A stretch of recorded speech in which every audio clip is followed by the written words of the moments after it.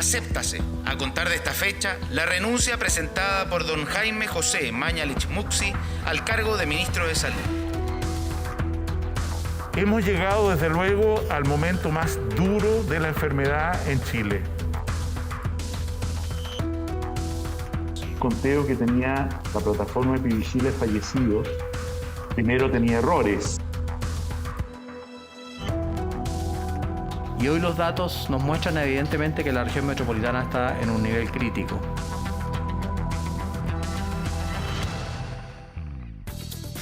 ¿Cómo están ustedes? Muy buenas noches. Bienvenidos a Estado Nacional, transmitido por TVN y todas sus plataformas y Radio Duna. Nos acompañan esta noche. Y hoy está con nosotros en estudio el ex ministro de Salud, Jaime Mañalich. Jaime, muy buenas noches. Gracias por acompañarnos. Matías, mucho gusto verte. La pregunta que aquí en el canal, afuera, en los pasillos, cuando cualquier persona lo veía, le hacíamos todos la misma pregunta. Bueno, ¿y cómo va la cosa? Porque estamos un poco asustados, preocupados, no sabemos mucho para dónde va la cosa. ¿Está la situación, según su experiencia y su olfato en esto, para estar tan preocupados como estamos? ¿Está tan complicada la cosa? ¿Es verdad? La verdad es que nos enfrentamos a una enfermedad única en un siglo. Y en ese sentido esto no es una influenza, no es resfrío común, no es ébola, es una enfermedad cuyo comportamiento es bastante impredecible. Revisando lecturas, tiempo científicas, al principio parecía que había una correlación muy fuerte entre el frío y la posibilidad de enfermar. Y por eso, claro, ¿no es cierto?, los países de Europa, digamos Asia, en fin, saliendo de su invierno tuvieron como esa primera ola y después en el verano fue increíble como prácticamente, estoy hablando sobre todo de Europa, prácticamente desapareció la enfermedad para volver a una segunda ola más violenta que la primera, entonces uno dice, parece que calza. Pero si uno mira la situación de Brasil con humedad, qué sé yo, con calor, mira la situación de Chile también, mira Perú, la verdad es que ese comportamiento vinculado a la temperatura, el clima, a la latitud al final, no se sostiene. Y en ese sentido yo creo que la esperanza de que nosotros íbamos a tener un verano más tranquilo se ha ido derrumbando los hechos. Y a la pregunta concreta que me hace, yo diría que sí, hay que estar preocupado porque todavía las unidades de tratamiento intensivo dan abasto, pero hay que aumentar su capacidad. Esta tasa de reproductiva efectiva, o sea, el número reproductivo efectivo, 10 enfermos, ¿a cuántos contagian? Contagian a 11, y estos 11 a otros 12, y así sucesivamente. Es muy fuerte. Hay lugares donde está 1,3, no solo 1,1. Hay algunas comunas de la región metropolitana. Y además, Matías, que estos son promedios. O sea, uno dice, ¿la región metropolitana en cuánto está? En 1,1. Pero la prensa hoy día decía que anoche hubo, voy a decir en Chile, para simplificar el cálculo, 1000 fiestas clandestinas, con 100 personas cada una. Estoy especulando. Son 100.000 personas reunidas en un ambiente cerrado, saludándose unos con otros. La tasa efectiva de reproducción en esos grupos, en esas ubicaciones, se comportan como súper dispersadores de la enfermedad, súper contagiadores. ¿Por qué? Porque, insisto, este R que tú dices, en algunas regiones 1,1, sí, pero en las fiestas de anoche puede haber sido 3. O sea, si sacando la tasa de casos por 100.000, de activos por 100.000, que digamos 60 por 100.000, significa que estas 60 personas pueden haber contagiado a 3 cada uno, porque, insisto, si se producen condiciones, la contagiosidad es mucho mayor, eventos de superdistribución de la enfermedad, y puede haber constituido que estas 1000 fiestas clandestinas significan, ¿no es cierto?, para estos días 180 enfermos más. Y estos 180 enfermos, a su vez, ¡pum!, ¡bum! Una progresión geométrica. Así es. Y en ese sentido, yo creo que si hay algo que hemos aprendido en este tiempo, es que tenemos que usar acciones, está bien, confinamientos, encierros, pero sobre medidas muy focalizadas. Bueno, eso le iba a preguntar, ¿cómo siente usted que se está manejando la pandemia hoy? Con este rebrote o segunda ola, aunque no sé si pasó la primera, pero esta situación actual, la foto de hoy, ¿cómo siente usted que se está manejando? Yo creo que estamos usando expandida la misma receta que se instauró durante la primera hora, o sea, abramos las camas de tratamiento intensivo, hagamos hartos PCR, etcétera, creciendo, ¿no es cierto? Hoy día se hicieron más de 40.000 claro.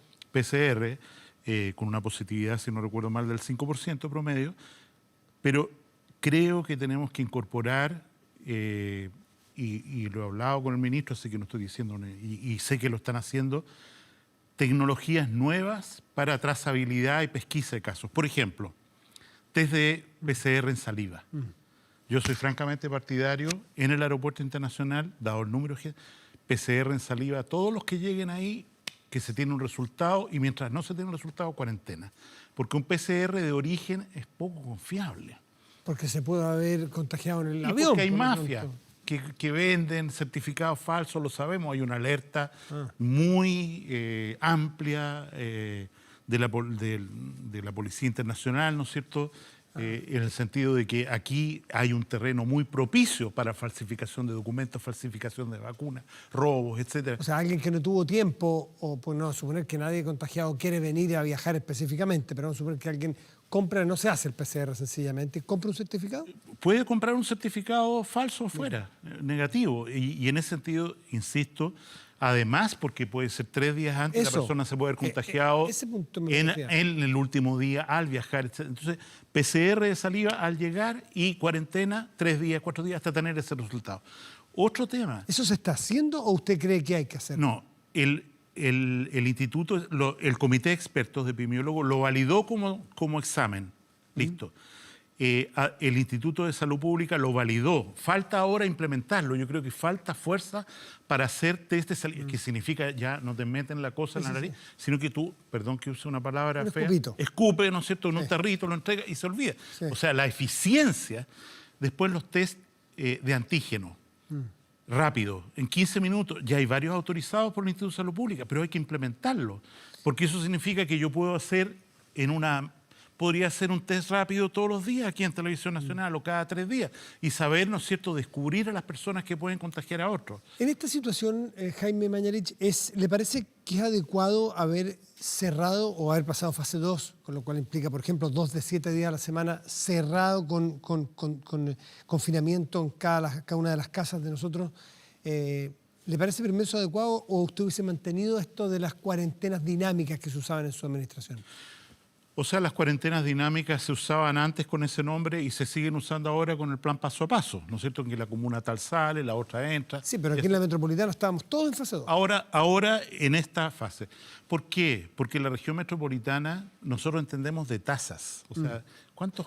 Bueno, la región metropolitana tiene una tasa por 100.000 habitantes 35, creo, relativamente baja, comparado con 60 y tanto, que es la media país, la región metropolitana. Pero ¿cuál es el problema? Que aquí vive mucha gente.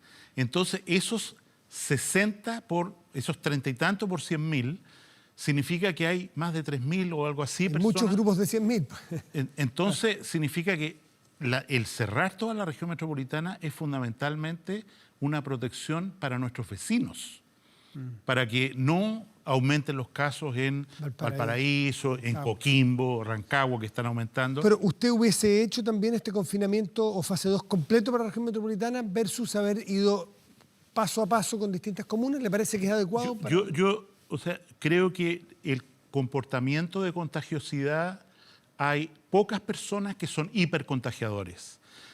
Y hay que buscar a esas personas, o situaciones, ¿no es cierto? Voy a decir la Vega Central o donde fuere. Situaciones donde se produce este riesgo. Hay que ser más quirúrgico. ¿Por qué? Porque como lo vimos recién en el noticiario, el alcalde de Puerto Montt reclamó por la cuarentena y se la rebajaron. El alcalde de Punta Arenas, hoy día, en un gesto prácticamente de desobediencia a la ley, dice, yo voy a liberar y voy a aceptar, ¿no es cierto?, y pido que, etcétera. Incluso, lo repito, como municipio nosotros vamos a tomar la defensa ante las sanciones sanitarias de las personas que no han cumplido. Y en ese sentido, yo creo que se usa más la palabra cuarentena, porque cuarentena es el aislamiento de la persona que está enferma y de sus contactos estrechos. La palabra correcta es confinamiento o encierro. Confinamiento, usemos esa palabra. a la pregunta, confinamiento, ese instrumento es un instrumento que produce muchos efectos adversos, produce mucha enfermedad de otros tipos, deja de atenderse otras enfermedades. O sea, es una suerte de mecanismo de racionamiento en el cual, como sociedad, hubiéramos dicho, vamos a dar privilegio a la gente que no se enferme o que se enferme, pero a la persona que tiene que hacerse la mamografía, operarse de esto, lo vamos a dejar esperando. Y en ese sentido, los efectos adversos están siendo intolerables para la ciudadanía. Hoy día aparecía en el diario La Tercera, y lo encontré muy interesante, un reportaje de personas que viven en condiciones donde no se puede. Cuarentena en 42 metros cuadrados se llamaba, me parece, que era bien impresionante. Jaime Mañalich, pero hay ciertas cosas de contrasentido. Por ejemplo, el que la región metropolitana entera cuarentenada o confinada con barreras sanitarias, pero sí puede tomarse un avión e irse de vacaciones a la playa o ir a Estados Unidos, aunque sea por trabajo, y volver a los 4 días. Estados Unidos sabemos que está en un problema gravísimo, entonces no calza mucho. Yo pienso que efectivamente hay medidas, no hay una simetría en todas las medidas. Y efectivamente el viaje a y de vuelta, porque la mayoría de la gente que llega al aeropuerto internacional son chilenos que vienen de lugares, Italia, España, Francia, Estados Unidos, Miami, donde hay mucho contagio. Y por eso, insisto, creo que eso se debe restringir, pero yo no creo que los que lleguen a los 60, 80 casos que llegan a la semana con un PCR positivo, en la tasa de transmisión comunitaria que tenemos nosotros, influyan demasiado. Pero igual, insisto, creo que habría que tomar con ellos medidas mucho más estrictas porque no se les puede negar el regreso. Por supuesto. Y Chilenos en Chile tienen que volver. Vacunas, otro episodio, otro capítulo que está muy, muy, muy vigente en toda la prensa, la esperanza. No hay contradicción en que el presidente diga que en pocos días más es inminente las vacunaciones, pero el ministro París dice que antes de junio ni pensemos en alguna vacunación que sea incidente en la población y que no sea anecdótica. Yo creo que son dos términos complementarios. O sea, el presidente Piñera ha señalado que en pocos días más, comienza. A principios de enero, ¿no es cierto?, se podría empezar a vacunar en Chile. La primera vacuna que debería llegar son pequeñas partidas progresivamente más grandes de la vacuna Pfizer, aprobada el día 11 recién por la Agencia Federal de Alimentos y Medicamentos de Estados Unidos y aprobada por el Comité de Vacunas el día sábado, ayer. Mañana ellos empiezan a vacunar. Nosotros lo que tenemos, y lo sabemos, es que Chile tiene los contratos asegurados para vacunar a toda su población con las diferentes vacunas, con 4 vacunas en particular. Las vacunas en volumen que están programadas son, en primer lugar, las vacunas Pfizer, que estamos hablando, y en segundo lugar, la vacuna Sinopharm o Sinovac, la vacuna china, donde hay varios, entiendo que 5 millones de dosis comprometidas. Ahora, para tener una incidencia, lo que puede hacer... La masividad tiene que ser... Digamos, una persona mayor que se vacuna, 70 años, al vacunarla nosotros la estamos protegiendo a ella de morir durante el próximo invierno. Pero desde el punto de vista de la circulación del virus, hasta que no tengamos vacunada al 70% de la población, que es la población de rebaño que se requiere o de inmunidad comunitaria... Eso es junio, ¿no? 14 millones de personas. Con mucha suerte, si se cumplen los contratos, estamos hablando de junio, con mucha, mucha suerte. O sea, yo quiero ser súper, no pesimista, pero claro, nosotros no tenemos posibilidad de vacunar una proporción significativa de la población como para que cuando empiece el próximo otoño, que de verdad vamos a tener la segunda ola, la población chilena esté suficientemente protegida. Y por eso hay que hacer un esfuerzo de priorizar a quienes van a vacunarse primero. Ministro, en los minutitos que nos quedan, nos gustaría que nos pusiera al tanto, porque hemos visto que usted está querellado, incluso se aumentó la querella, se reforzó la querella del alcalde Jadwe contra usted, el presidente Piñera, otros subsecretarios, jefe de servicio, en fin. El ministro París. El ministro de París.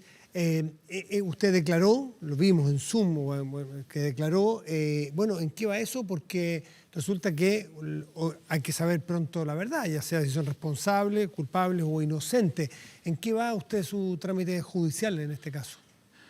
Bueno, La acusación es muy grave, es esconder información. Esta acusación, obviamente, y para decirlo como yo lo pienso, tiene un contexto político. O sea, se trata de enjuiciar el accionar del gobierno del presidente Piñera, y por eso está querellado él también, ¿no es cierto?, en el manejo de la pandemia. Y en ese sentido yo tengo mucha tranquilidad en lo que tiene que hacer la Fiscalía.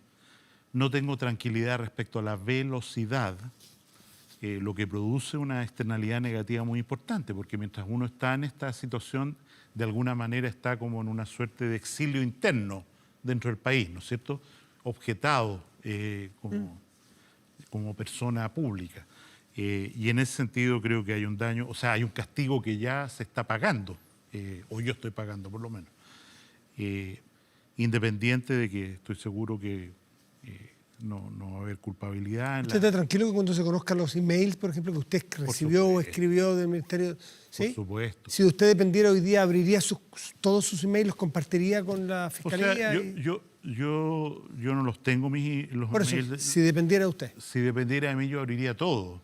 Pero creo que la prudencia que ha tenido el ministro París, en el sentido de que lo veo ahora en las vacunas. O sea, va a haber una cierta guerra de las vacunas.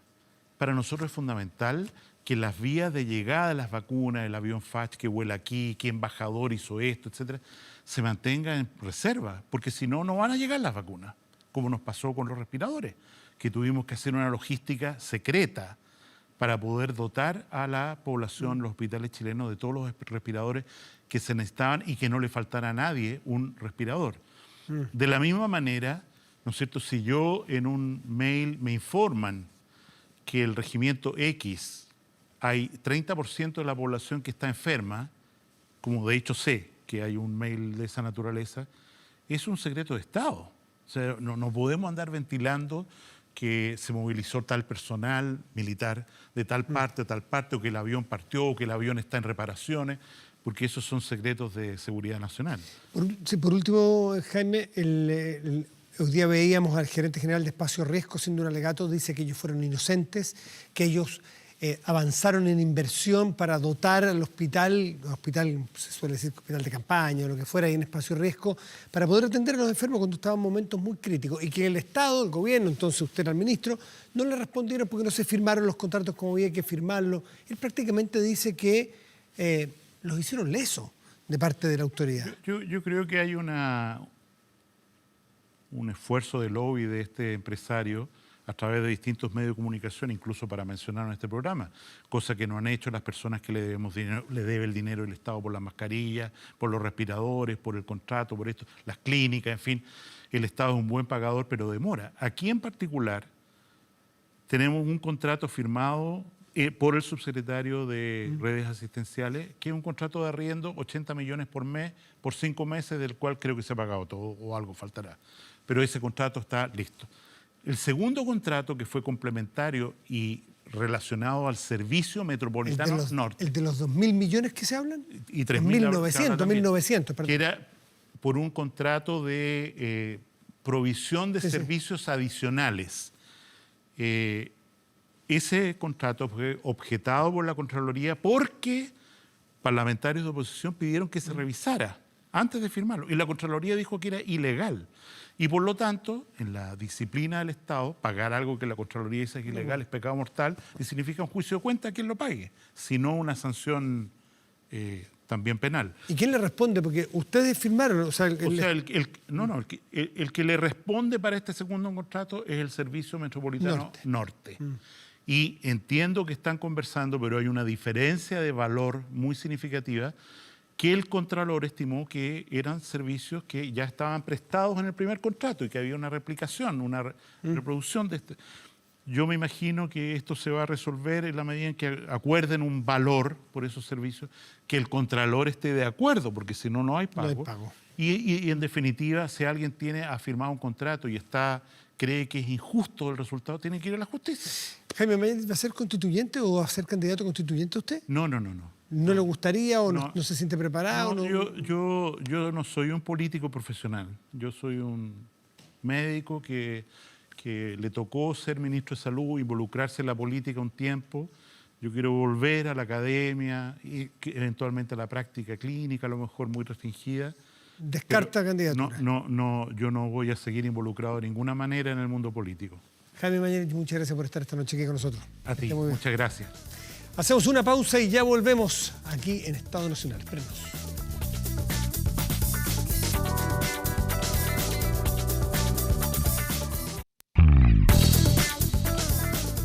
Súmate a las más de 2.500 empresas que han digitalizado su área de recursos humanos con Talana. Remuneraciones, control de asistencia, comunicaciones y más. Con Talana rediseña la forma de trabajar. Conoce más en talana.com. Tomamos contacto vía virtual con 2 senadores que participaron muy intensamente en la negociación que hasta ahora va bien encaminada, todavía no es ley exactamente, para los escaños reservados para pueblos originarios en la constituyente del próximo año. Rodrigo Galilea, senador de Renovación Nacional. Buenas noches, senador. Gracias por estar con nosotros. Buenas noches, Matías. Estamos saludando desde Talca, capital de la región del Maule. Desde el Maule. Alfonso Edurresti, senador del Partido Socialista. ¿Desde dónde? Buenas noches.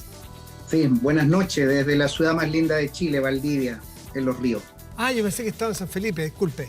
Bueno, muchas gracias. Es que como dice usted, está bien, cada uno defendiendo lo suyo, ¿eh? Bueno, senadores, esto parecía en algún momento muy difícil de conseguir, que estaban cada uno en un polo, pero afortunadamente la política todavía tiene atisbos de racionalidad y llegar a acuerdos, porque lo que era impensado es que no hubiese escaño reservado, que era parte del sentido original de tener esta convención. ¿Cómo lograron ese acuerdo? Entiendo que lo más difícil era si es que los escaños reservados iban a estar sobre los 155 o dentro de los 155. Alfonso Edurresti, ustedes, entre comillas, cedieron en este punto. ¿Qué punto razonable vieron para hacerlo? Mira, Matías, a mí me tocó presidir esta comisión porque esta es una comisión mixta. Como presidente de la Comisión de Constitución, me tocó encabezar esta instancia en que obviamente habían puntos bastante disímiles. Habían posiciones en un momento en que si habían o no habían pueblos originarios, si estaban dentro o estaban fuera. ¿Cuántos eran? ¿Cuál era la forma de elegirlo? ¿Qué pueblos originarios estaban representados? Entonces, yo creo que se fueron acercando posiciones y sobre todo creo que se logró un consenso, una fórmula que el objetivo, la necesidad de contar con los pueblos originarios en la Convención Constitucional es el espíritu principal. Y de ahí se fue estableciendo una serie de criterios de establecer que estuvieran dentro de los 155, que tuvieran una distribución territorial, en que todos los pueblos originarios tuvieran representantes, los 10 pueblos reconocidos por ley, más los afrodescendientes. Senador Urresti, sí, podemos entrar luego a la técnica, pero básicamente eso que parecía el punto difícil y uno desde afuera decía, mira, que aquí puede chocar los 2 trenes. ¿Cómo se logró ese acuerdo? ¿Por qué ustedes cambiaron? ¿Qué criterio hizo que ustedes admitieran el que estuvieran dentro de los 155? Porque creo que acá es importante, en primer lugar, los pueblos originarios nos señalaban que ellos lo que les interesaba no es si estaban dentro o estaban fuera, es estar. Ya. Y aquí también tiene que haber una cesión desde el punto de vista político, porque el tener una convención constitucional con los pueblos originarios en este proceso es fundamental. Ese es el principio. Nos decían muchas veces los pueblos originarios, la agrupación de alcaldes mapuche, las distintas entidades, nos decían, mira, a nosotros nos interesa si es adentro o afuera, lo que queremos es tener representación en la proporción que nos corresponde. Y yo creo que en eso tienen razón. Ahí hay un punto que nosotros cedimos porque lo importante es que estén incluidos, y ahí claramente teníamos un punto de diferencia con el gobierno, con Chile Vamos, y nosotros cedimos lo que correspondía porque creo que el principio fundamental de que estén incluidos, que por primera vez en la historia se incorpore a los pueblos originarios, valía más que si estaban dentro o estaban fuera. Senador Galilea, ¿y ustedes qué cedieron de lo que tenían preconcebido como idea de negociación? A ver, hay que recordar, tal como lo decía Alfonso, de que este era un tema complejo en muchos aspectos, no solo el 155, porque es primera vez que hacíamos esto en la historia de Chile. Por lo tanto, para empezar, si estaban fuera o dentro de los 155, para nosotros siempre fue una idea matriz que estuviera dentro de los 155, porque era lo que se había pactado en noviembre del año pasado, era lo que la ciudadanía había ratificado en el plebiscito, en fin, nos parecía lo más razonable y apropiado para estos efectos. En segundo lugar, estaba el problema ¿de dónde sacamos los escaños? Porque si van a ver 10, 15, 20, bueno, ¿de qué distritos electorales vamos a sacar los escaños? Después había un tema que era sumamente complejo, que era quiénes podían votar dentro de este distrito indígena. Había todo un tema de autoidentificación o no de autoidentificación, qué es lo que dice la ley, qué es lo que dicen los tratados internacionales, en fin. También hay un tema de proporcionalidad entre el voto de los pueblos originarios con el resto de los chilenos que no provienen de pueblos originarios, y asimismo también de proporcionalidad dentro de los propios pueblos originarios. Estaban otros dos temas, que era, ¿y quién patrocina estas candidaturas? ¿Tienen que tener un domicilio o no tener un domicilio dentro de algún lugar determinado? Y finalmente, ¿cómo resolvíamos el tema de la paridad de género en condiciones que no son las mismas de nuestras elecciones normales? ¿Por qué? Porque acá son puras candidaturas uninominales y además en muchas partes son distritos que eligen a solo una persona. Por lo tanto, teníamos que resolver todos esos aspectos, todos muy complejos, en cuestiones que finalmente todos fuimos cediendo parte y parte en conversaciones que fueron eternas de larga, tras noches largos, pero finalmente llegamos a una cosa que me parece a mí bien sensata. Lo que falta saber es qué pasa con los afrodescendientes. Entiendo que ese sería un cupo 18. Me imagino que dentro de los 155, eso estará zanjado, supongo. La pregunta que uno se hace es, ellos pueden tener todos los derechos como todas las personas, pero no son exactamente pueblo originario. Más bien, llegaron una vez, como los primeros, llegaron como esclavos, es decir, cuando estaban los colonizadores en esta tierra. ¿Cómo se va a resolver eso? Creo, Matías, que en esto hay que ser claro y preciso. El país tiene que mirarse internamente y el país tiene que respetar lo que ha reconocido por ley. Los 10 pueblos originarios son reconocidos por ley y el pueblo tribal afrodescendiente también está reconocido por una ley de la República, que incluso fue despachada dentro de este gobierno el año pasado. Nosotros creemos que ahí hay una población importante, principalmente radicada en la ciudad de Arica, y de acuerdo a los convenios internacionales, que también hay una protección de los pueblos originarios y tribales, en los cuales está la categoría de afrodescendientes, y ellos tienen, por tanto, un tratamiento que debiera ser considerado en este proyecto. Chile Vamos solicitó que se votara aparte en la Cámara de Diputados y esperamos que eso sea así favorable, al menos la bancada del Partido Socialista. Nosotros vamos a votar a favor de esa iniciativa para tener una visión de conjunto, una visión completa de los pueblos originarios y los afrodescendientes. Ese fue un punto en que, en definitiva, democráticamente lo va a resolver primero la Cámara de Diputados, luego pasa al Senado con una votación en sala. Nosotros desde la comisión mixta lo despachamos a favor, pero con una votación separada, que es donde cada diputado y senador tendrá que argumentar y fundamentar su voto. Senador Galilea, ¿cómo lo ven ustedes ese punto que todavía no está aclarado? Tal como decía el senador Duresti, aquí hubo una posición o diferencia de posiciones bastante insalvable, al punto tal que dijimos, ¿sabe qué? Este punto que lo decida la Cámara en su conjunto. ¿Y por qué? Porque efectivamente, si bien el pueblo tribal afrodescendiente es un pueblo reconocido por ley en Chile, no es propiamente un pueblo originario, no es propiamente un pueblo indígena, y por lo tanto no cumplía con los requisitos, las condiciones y ese derecho, por así decirlo, natural que tienen diaguita, atacameños, mapuche, en fin, de que estaban en Chile antes de que llegaran los conquistadores españoles. Eso para nosotros marcaba una diferencia refrescante. Estamos conscientes de la situación de ellos, por supuesto. Son personas que llegaron esclavizadas a Chile.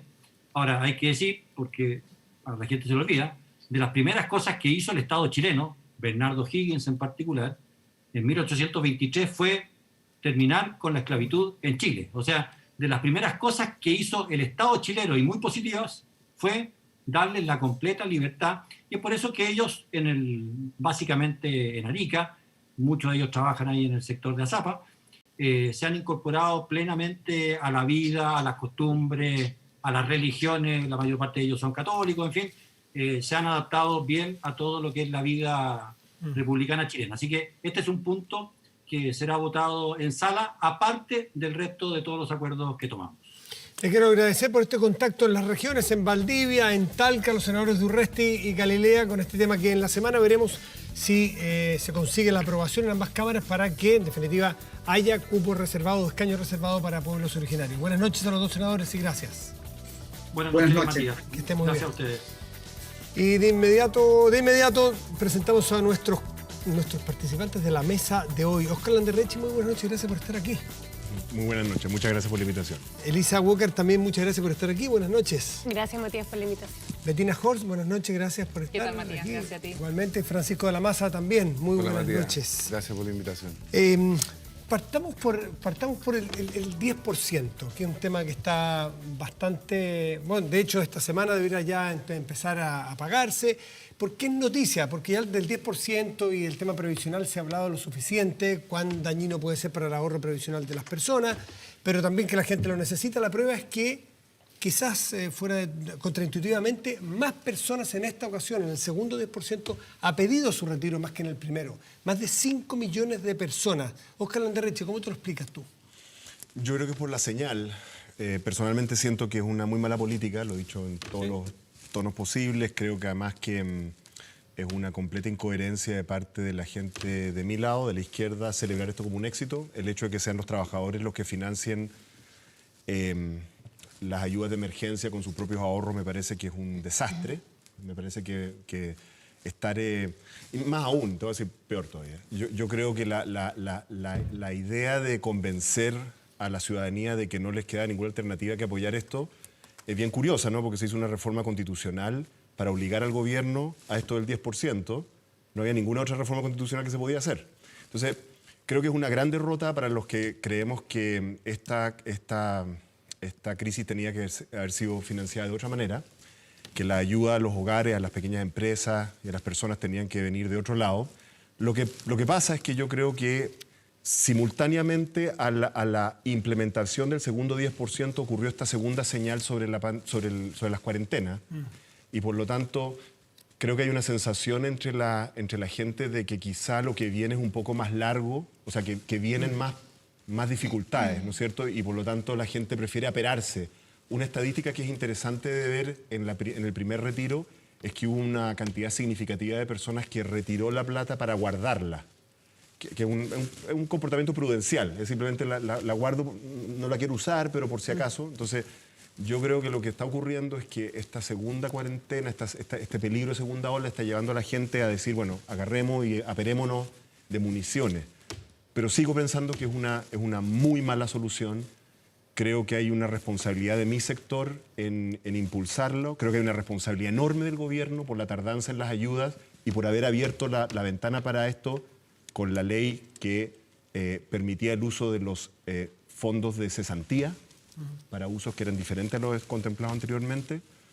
Creo que es una pésima cosa la que hicimos aquí en Chile con esto. ¿Tú cómo te explicas que haya habido más interés en este segundo 10% que en el primero? Yo creo que son varias cosas. Uno, sin duda, que el empleo se ha recuperado, el ingreso a los hogares se ha ido recuperando, por lo cual, por ese lado, yo no veo que la presión sea producto de una mayor crisis en los hogares, ¿no es cierto? Yo creo que más bien, por un lado, la gente aprendió que con el primer retiro funcionó rápido, fue eficiente, por lo cual se atrevieron más rápido a ir a solicitar su primer retiro y ya estaban instaladas las plataformas, fue mucho más rápido, ¿no es cierto?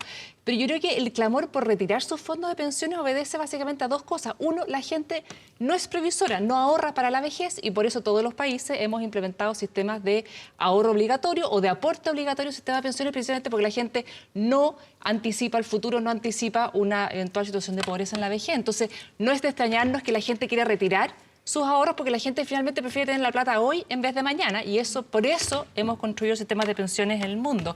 Y por otro lado también hay sectores que efectivamente piensan que después de un segundo retiro o un eventual tercer retiro y también ya hay amenazas desde el gobierno, desde el Congreso, de eventualmente expropiar los fondos. Entonces también hay gente que dice, bueno, yo prefiero retirar los recursos que tengo ahora invertidos en las AFPs, que tengo ahorradas en mis cuentas personales, para tener la certeza que esos ahorros el día de mañana otros sectores políticos no me los vayan a quitar. Entonces yo creo que acá hay un conjunto de elementos sobre la mesa que no tienen que ver con un empeoramiento de la economía, sino es que más bien con los desafíos que tiene cualquier sistema de pensiones, que es que la gente no ahorra para su vejez y prefiere anticipar el consumo hoy día. Elisa, ¿tiene algún significado importante lo que vaya a decir el Tribunal Constitucional respecto de los retiros del 10% para el futuro, como una señal política? ¿O tú crees que ya pasó la vieja, dicho vulgarmente, porque ya están aceptados y se van a pagar ya los dos retiros? O sea, el segundo retiro. Bueno, lo que diga el Tribunal Constitucional es importante en varios sentidos. Yo creo que primero hay que hacer una lectura política de haber presentado el requerimiento ante el Tribunal Constitucional. Y es importante enmarcarlo en el proceso constitucional que estamos viviendo, porque antes de votar en el plebiscito, si queríamos apruebo o queríamos rechazo, muchos decían, bueno, yo quiero rechazar para reformar. Pero este requerimiento que se presenta lo que da cuenta es que esa declaración, la verdad que no tenía mucho fundamento, porque a través de este requerimiento lo que tú estás diciendo es que solo lo que diga el presidente de la República se puede discutir. Entonces la idea de que todos queríamos discutir en el Congreso Nacional la futura Constitución, a través de este requerimiento se cae por los suelos. Pero por otro lado, el gobierno dice, yo quiero presentar este requerimiento porque quiero evitar un tercer retiro. Y la verdad que creo que Chile es un país de terremotos. Nosotros estamos acostumbrados a las catástrofes y sabemos lo que es reconstruir el país dentro de una catástrofe, pero nosotros estamos en un terremoto. La pandemia ha generado un terremoto más largo que cualquier otro que hayamos vivido, y el punto que tenemos que resolver ahora es cómo le damos a las personas la tranquilidad de poder tener en el horizonte una claridad de cómo vamos a sobrevivir. Yo creo que esta respuesta del segundo retiro no se da por la preocupación sobre una eventual expropiación, sino que más bien es la angustia de ver cómo se proyecta en el tiempo esta pandemia y no tener claridad cuáles son los apoyos del gobierno que te va a dar para sobrevivir, porque si nos llaman a quedarnos en nuestras casas, todos llegamos acá con un permiso, ¿verdad? Porque estamos todos en cuarentena, todos tenemos que cuidarnos en nuestras casas. Entonces, si nos piden quedarnos en nuestras casas, también hay que darle una respuesta a las personas.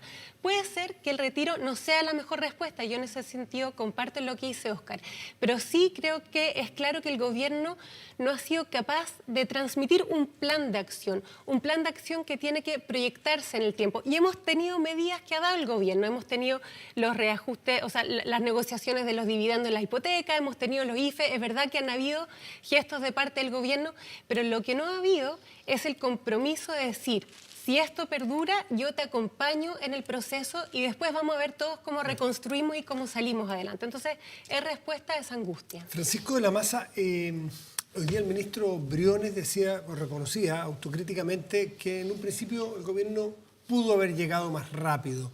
Tú como militante, como simpatizante del gobierno, ¿tú asumes que eso fue parte de la responsabilidad de lo que estamos viviendo ahora?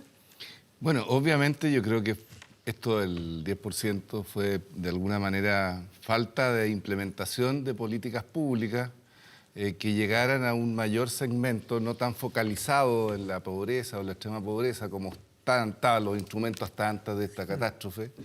Y desde luego ese nivel de incertidumbre frente a esta necesidad que se generó en sectores que normalmente no son familias o personas que son receptoras de ayuda pública y por lo tanto no están acostumbrados a eso, y por lo tanto el gobierno y los gobiernos anteriores y la forma de focalizar el gasto público no los tenía considerados. Entonces crear eso me parece que no se estudió en profundidad, no se hizo a tiempo, y desde luego el 10%, siendo una mala política pública, desde luego, pero dada la incertidumbre, yo comparto lo que se ha dicho aquí en materia de incertidumbre, las familias frente a un rescate de ahorros propios.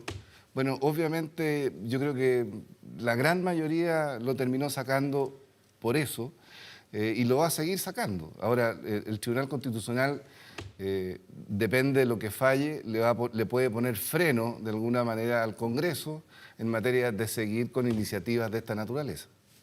Vamos a separarnos un momento. A la vuelta quiero que conversemos sobre lo que está ocurriendo con el Frente Amplio como factor de unidad o no en la oposición y cómo se está comportando el oficialismo en cuanto a ir unido a las próximas varias elecciones que tienen hacia adelante. Pero el Frente Amplio, que hoy día ha sido materia de toda clase de columnas, de muchos, analizando si el comportamiento se lo adecuado o no. ¿Quién se sorprendió con las palabras de Giorgio Jackson al decir que le parecía más natural pactar con el Partido Comunista que con la exconcertación, por ejemplo, a la vuelta aquí en Estado Nacional?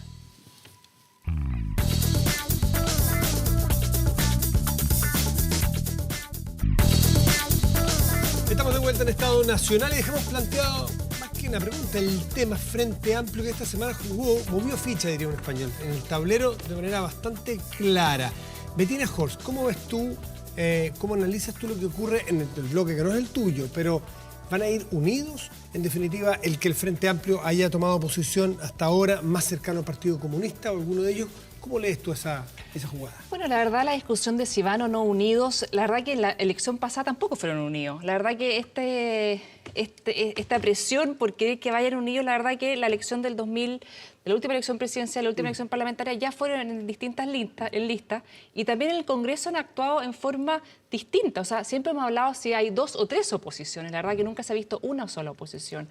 Yo creo que lo que sí ahora se está viendo con más claridad dentro de la izquierda, aquella izquierda con vocación democrática y aquella izquierda más bien con vocación no democrática, autoritaria, como es el PC, no sé, el Partido Comunista, que claramente no suscribió el acuerdo del 15 de noviembre, hasta el día de hoy plantea que la violencia es una forma de actuar en política, la respalda.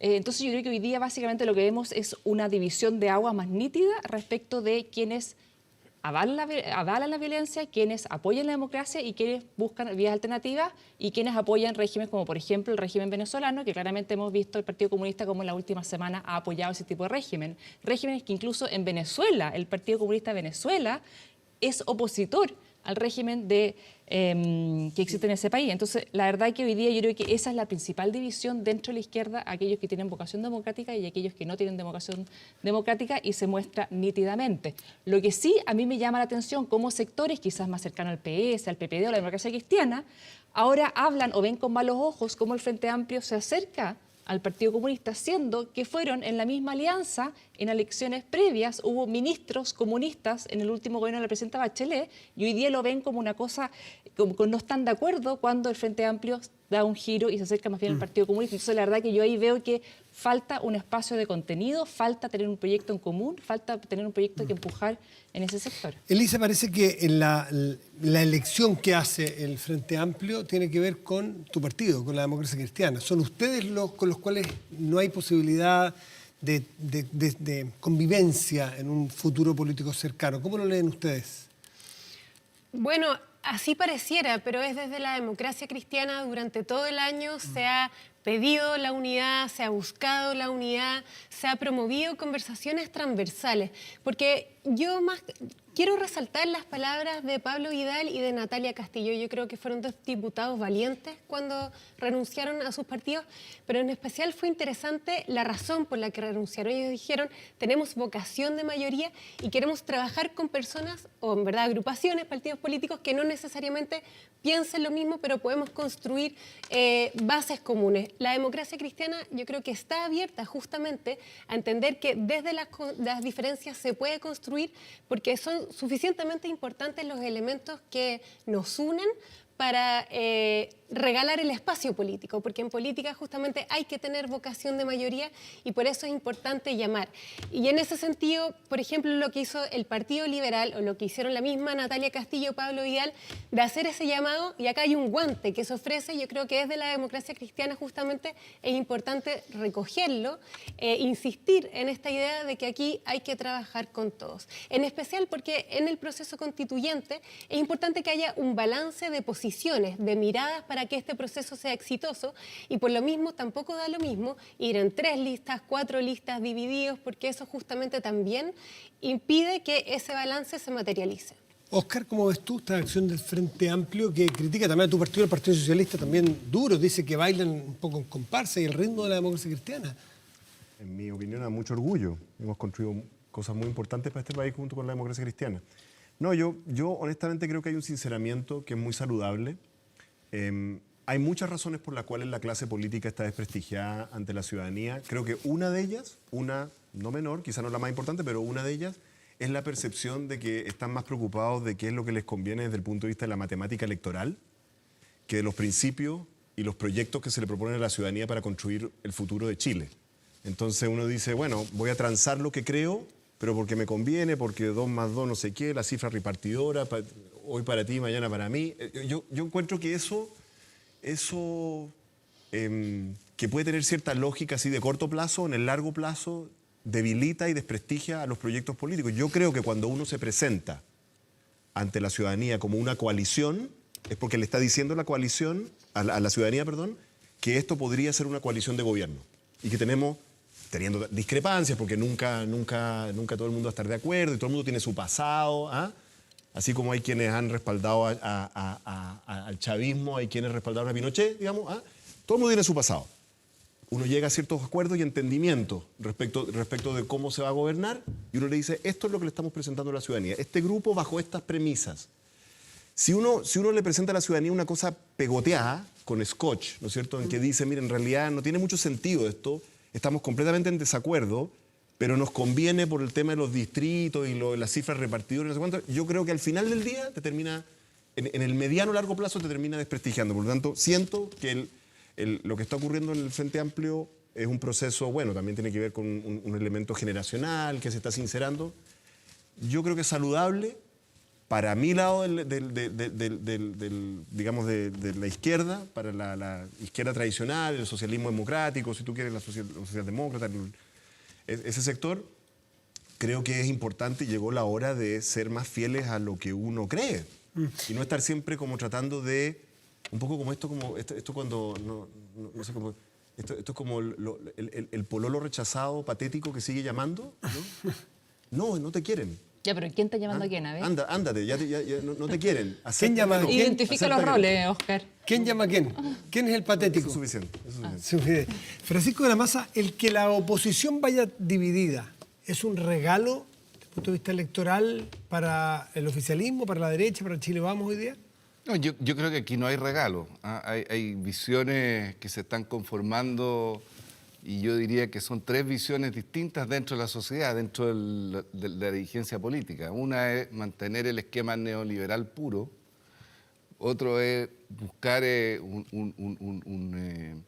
una especie de socialdemocracia en las políticas sociales, manteniendo de alguna manera el modelo de desarrollo en la actividad privada. Y hay un tercero, que es lo que aparentemente avala esta unión del Frente Amplio con el ¿Cuál suscribes tú de las 3? No, pero déjame terminar con el tercero, que es el modelo venezolano. El Telier el otro día alabó mucho a Venezuela y Venezuela hoy día tiene 96% de pobres, 96% y 77% de extrema pobreza. Entonces, aquí claramente hay 3 visiones de qué es lo que queremos como país hacia el futuro. Y obviamente yo creo que este es un país moderado en su esencia y la moderación probablemente fue lo que logró el mayor desarrollo de este país en las últimas décadas, precisamente entre la concertación, con los acuerdos con la centro-derecha, para poder avanzar. Y yo creo que eso es lo que hay que tratar de afirmar y apuntalar hacia el futuro. No tengo Está buena esa división, esos 3 tercios. Hermano, como tú, Bettina, compartes que existen esos 3 tercios, me gustaría saber en cuál se ubican cada uno de ustedes. Ay, creo que, o sea, sin duda hay 3 tercios acá, ¿no es cierto? Pero como los define Francisco, sí, lo que pasa neoliberalismo es que, puro, socialdemocracia y Venezuela. Lo que pasa es en lo económico. Ya. Porque tiene relación directa con lo político. Lo que pasa es que a mí no me gustan estos como grandes titulares para englobar ideas o muchos pensamientos distintos, porque hemos hablado muchas veces el tema de qué es socialdemocracia, ¿no es cierto? Surgió un candidato de la UDI presidenciable que habla que él es socialdemócrata, aparece la izquierda diciendo que es socialdemócrata y al final ocupan el mismo término para muchas cosas distintas. Entonces la verdad que yo prefiero empezar a ver en qué bajan, en qué aterriza realmente esa propuesta y por dónde vamos avanzando. Pero sin duda que hay 3 tercios. Está el tercio no democrático, está el tercio del Partido Comunista con el Frente Amplio, está el tercio hoy día de una izquierda que busca ser renovada, pero todavía yo creo que falta plantear un proyecto claro que está en alianza con la democracia cristiana que en muchas partes del mundo no está con la izquierda, está más bien con los polos de centro-derecha, entonces también ya es una rareza dentro de nuestro país. Bueno, y está el sector centro-derecha, que hay dentro de ese sector, sin duda que hay sectores que son más neoliberales, más socialdemócratas o más cercanos a un centro, y sin duda, pero actúa como un bloque, y yo creo que sí, electoralmente, a todos los sectores les conviene siempre lo que decía previamente, el tema de vocación de mayoría. Mientras más amplio tu conglomerado, mientras tengas mínimos en comunes que puedas construir, sin duda que te sirve y te genera una mayor cantidad de votos si tú logras capitalizar eso y presentar un proyecto más transversal que sea más compartido. En esa vocación de mayoría, y ellos dos han dicho que hay grupos, o más bien Bettina, una izquierda no democrática. ¿Ustedes en ese afán de mayoría incluso invitarían, se juntarían, aceptarían a los grupos que Bettina define como antidemocráticos? Me refiero puntualmente al Partido Comunista, ¿o no? ¿O ustedes creen que se puede salvar esa situación? Bueno, primero yo creo que los programas son importantes. Yo trabajé en el gobierno de la presidenta Bachelet y era asesora legislativa de la ministra Claudia Pascual, que es comunista, así que yo no tengo un problema per se con el Partido Comunista para nada. Eso no quiere decir que no pueda tener distintas opiniones sobre ciertas materias. Estábamos hablando recién sobre Venezuela. El problema de Venezuela no es solo la pobreza, que es dramática, sino que también son las violaciones a los derechos humanos. Está el informe de la alta comisionada de derechos humanos, que es la expresidenta Bachelet, que confirma lo anterior. Entonces, yo creo que es la visión del país que define con quién tú haces alianza. Y obviamente este último tiempo han habido decisiones políticas importantes donde han habido discrepancias con el Partido Comunista. Uno es la opinión de Venezuela. Primero, Venezuela yo creo que no hay que mirarlo también con tanta distancia, porque tenemos muchos venezolanos en Chile que han vivido la dureza de la violación de los derechos humanos y yo creo que merecen empatía de parte nuestra. Pero a mí la principal diferenciación diría que pasa por el acuerdo del 15 de noviembre del año pasado. Yo creo que ese es un acuerdo que logró sintonizar la ciudadanía con la política para efectos de construir un mejor país, validando la democracia. Vamos a tener una constitución que va a ser primera vez creada en democracia en nuestro país. Entonces, sí, han habido opiniones diferentes, importantes, pero yo creo que si hay un buen acuerdo, pero una buena misión de país, comulgo con lo que decía Óscar, esto no puede ser un pegoteo de intereses, aquí tenemos que poner el país por delante entre todos, pero obviamente tratando de ser los más transversales posibles, porque si no, tu ideal de país tampoco va a generar un efecto real, y ese purismo tampoco es realmente... ¿Se va a romper, Óscar, ¿se va a romper alguna vez esta barrera media invisible del sí y el no?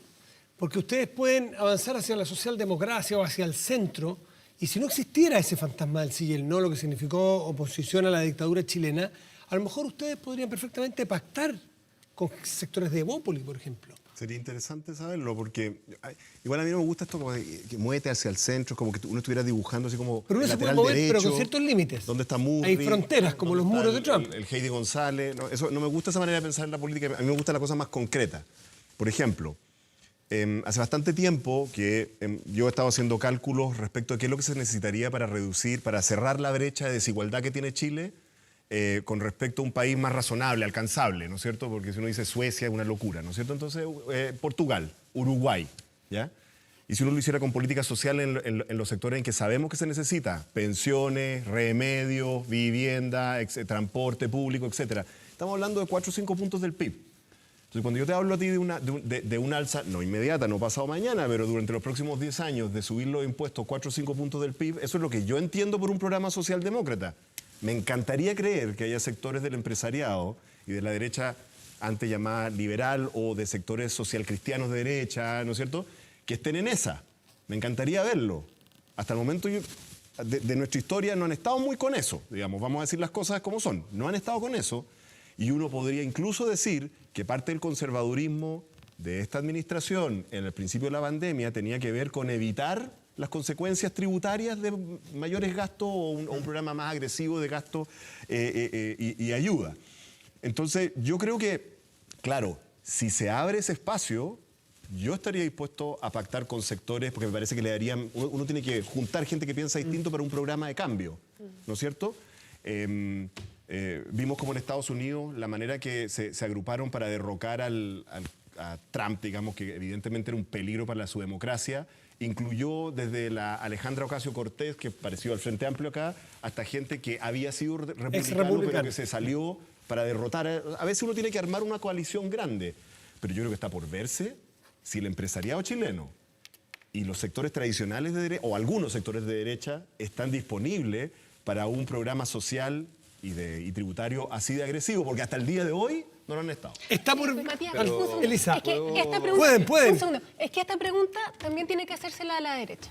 Porque si hablamos de derechos humanos, si hablamos de visión de país, bueno, la derecha también tiene sus propias encrucijadas. ¿Qué pasa con el Partido Republicano? Estamos hablando del proceso constituyente y ellos mismos están diciendo, bueno, hacemos una sola lista o vamos en listas divididos. Yo no estoy segura que el Partido Republicano esté comprometido realmente con el respeto de los derechos humanos y con la democracia, como si tal vez lo hacen otros partidos de derecha. Entonces, ahí también es importante hacer la pregunta. A ver cómo responde. Pero entrando a lo concreto. Va a contestar a la vuelta de este pequeño corte Francisco de la Maza, porque, a parecer, como dice Elisa, en todas partes se cuecen habas. No solamente en este sector hay antidemócratas, según ella. Así que espérese.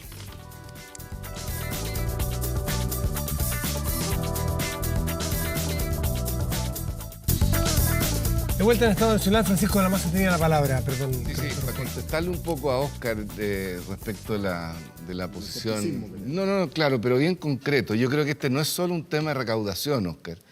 También hay un tema de cómo reformar el Estado para hacerlo más eficiente y que efectivamente... Tal vez, ¿no? Sí, no, pero es que es así. Y yo creo que una de las cosas más relevantes que ojalá ocurran en este proceso constitucional es darle más fuerza a los municipios. Los municipios han hecho una propuesta que la llama la revolución municipal y que efectivamente gasten un porcentaje del ingreso fiscal que esté a la altura de los países que es del orden del 30%. Aquí en Chile estamos entre el 8 y el 12, dependiendo cómo uno lo mida. Pero de todas maneras es menos de la mitad. Y efectivamente vemos que los municipios tienen una manera de asignar los recursos mucho más cercana a la gente. Y es lo que ha pasado con esta pandemia y con esta forma de evaluación que tiene la gente en este periodo sobre los municipios. Yo creo que es una manera importante que ojalá quede bien plasmado en el proceso constitucional. Sí. Y déjame complementar lo que decía Francisco y respecto a lo que decía Óscar de que subamos 4 puntos la carga tributaria y con eso cerramos la brecha de ingresos, ¿no es cierto? Pero la verdad que es una fórmula muy antigua y de hecho el último gobierno de la presidenta Bachelet lo hizo. Prometió una reforma tributaria que iba a subir en 3 puntos la recaudación y la verdad que eso no sucedió. Entonces, es la antigua fórmula de subamos la carga tributaria, determinados puntos del PIB que después no se dan, pero se gastan la plata inicialmente, no se hace ninguna reforma al Estado para poder gastar mejor esos recursos y finalmente las desigualdades se mantienen, sobre todo las desigualdades de trato que el Estado le entrega a sus ciudadanos en materia de salud a través de los municipios, como decía Francisco, en las escuelas públicas, etc. Entonces, la verdad que hoy día yo creo que las soluciones que hay que entregar son mucho más sofisticadas y tienen que aplicar mucho más inteligencia que simplemente decir subamos 4 puntos la recaudación tributaria del PIB o veamos cómo los empresarios se paran respecto a un aumento de impuestos, porque esa fórmula es vieja. Se puede aplicar, ¿no es cierto? Pero la verdad que nada nos garantiza, sobre todo con nuestra historia reciente, de que eso realmente vaya a solucionar y sacar adelante el país. Necesitamos trabajo, terminar con la violencia y terminar con la desigualdad de trato que entrega el Estado a los ¿Viste que la división no es artificial? artificial? No es artificial la división. No es artificial la división. ¿Hay una nueva derecha o una nueva UDI con el triunfo de Macaya, creen ustedes? Por Javier, sí, tengo que revelar que Javier es como un amigo mío, entonces le tengo mucha simpatía.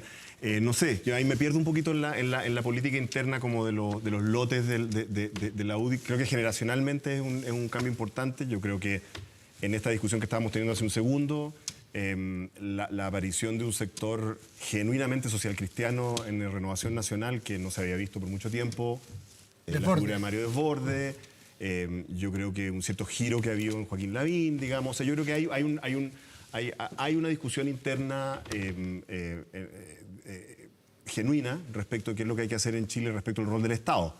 Que yo creo que en la derecha hay algunos sectores que están contemplando, dándose cuenta por lo menos de que para avanzar tanto en crecimiento como en equidad hacia el tipo de modernidad que queremos, ¿no? Hacia una sociedad liberal, libre, pero con un cierto nivel de igualdad de condiciones para que todos compitamos y nos sintamos partícipes del proyecto nacional, probablemente se necesita un rol del Estado un poquito más sustantivo que inevitablemente va a tener que ser financiado. Yo estoy de acuerdo, por si acaso, en que el gasto probablemente tiene que ser algo más descentralizado. Por ejemplo, una de las grandes críticas que yo he tenido a el proceso en que estamos para elegir gobernadores es que creo que esa ley, como está hoy, es completamente absurda. Es una ley que elige gobernadores sin atribuciones. En mi opinión, los gobiernos regionales deben tener atribuciones y deben tener presupuesto. Sí, yo estoy completamente... yo soy medio federalista. Entonces, ¿hay acuerdo? Yo estoy por ahí, por eso. Ahí. Pero lo que pasa es que tú también tienes que reconocer que hay muchos municipios que manejan y administran niveles de pobreza y vulnerabilidad muy, muy grandes.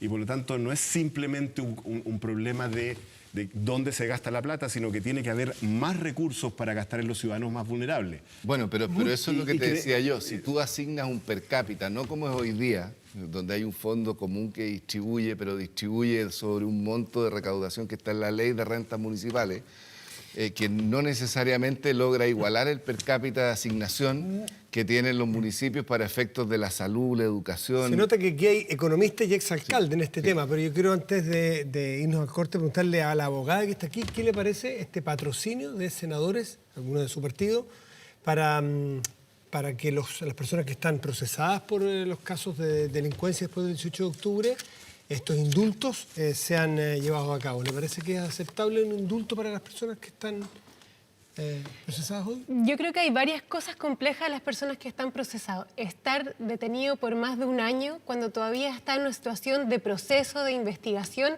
es complejo para todo el sistema penal. En el sistema penal debería prevalecer siempre el principio de inocencia y el tener en prisión preventiva a alguien debería ser la excepcionalidad, que lamentablemente durante el estallido social sabemos que más bien fue la regla general y no la excepcionalidad. Dicho lo anterior, yo creo que sí hay hartas investigaciones que no es solo una persecución a presos políticos, yo creo que sí hubieron actos de violencia importantes y en ese sentido es importante investigarlos y eventualmente sancionarlos. O sea, ¿no firmaría usted un indulto o no votaría por un indulto? Yo creo que es mejor evaluar el caso a caso, entendiendo que sí deben haber muchas detenciones que no estén justificadas. Hacemos una pausa, espérenos, ya volvemos.